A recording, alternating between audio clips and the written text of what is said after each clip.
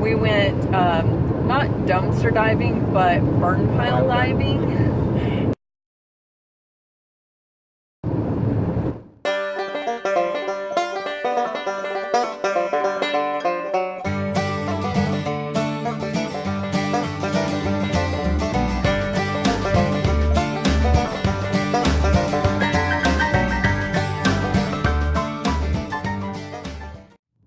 Hey there, clod hoppers. It's Justin Zimmer from Homesteading at Kooker.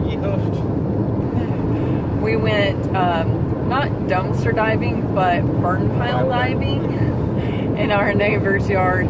He's a construction worker, so when he has leftovers, he brings them to his property, makes this huge bonfire, and then burns it.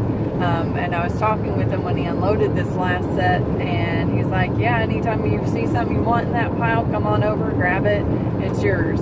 So again, if you've got nice neighbors, that makes such a difference. Whenever I first moved into the house on the property, he helped watch the house for me because I took about a month to move from my apartment to that house. And so he was like my security guard, keeping his eyes and ears out, especially since we had theft on the property. That's why we have a hay field or a weed yard for our front pasture and back pasture, because the riding lawnmower got stolen, and it's just too much for us to keep up with a push mower. So yeah, that was kind of a random backstory. That happens on Fridays. Yep. In one of our previous videos, we mentioned that we went burn pile diving. This is the burn pile at which we dove. Here are some of the items that we got from our treasure hunt. And then also this window.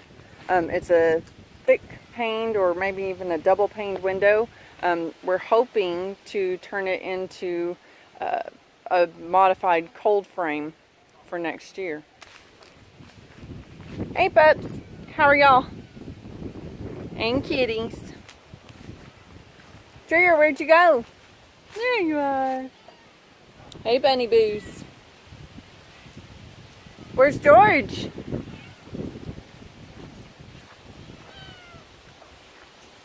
I hear him. Oh, there he is. Hi, George. Hi, Socks. Hi, Dado. George!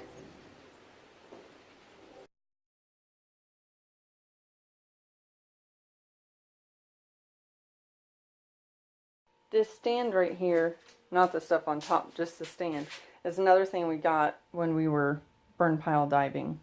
So while burn pile diving may seem kind of odd, it was a great way for us to get free items when we would have had to pay a whole lot more for what we got.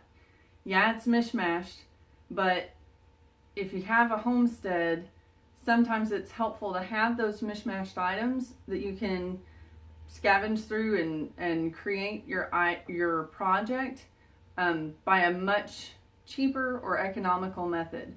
Now, the project may not look the greatest. I mean, you may not be able to sell it on Craigslist afterwards, but it'll do in a pinch, and it'll take care of your needs for the situation without having to go to the store, buy all the components, and $200 or $300 later, you finally get to start working on your project. I also realize that means there's going to be more clutter on your homestead, and that is true. And I mentioned in a previous video, we'll link it at the end of this one, that sometimes you have to have a little bit of clutter if funds are tight on the homestead.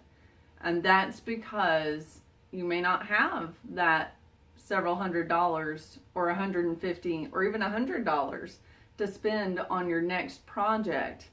So if you can bring in some free items and figure out a way to put them together for your project, you've just saved a lot of money.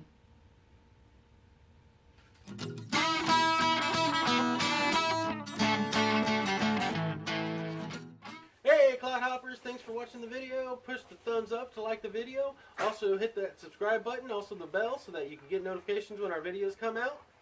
Check us out on our social media pages too. We have Facebook and Pinterest, and soon we'll have Instagram. The links are below. Bye, y'all. Bye. Good job.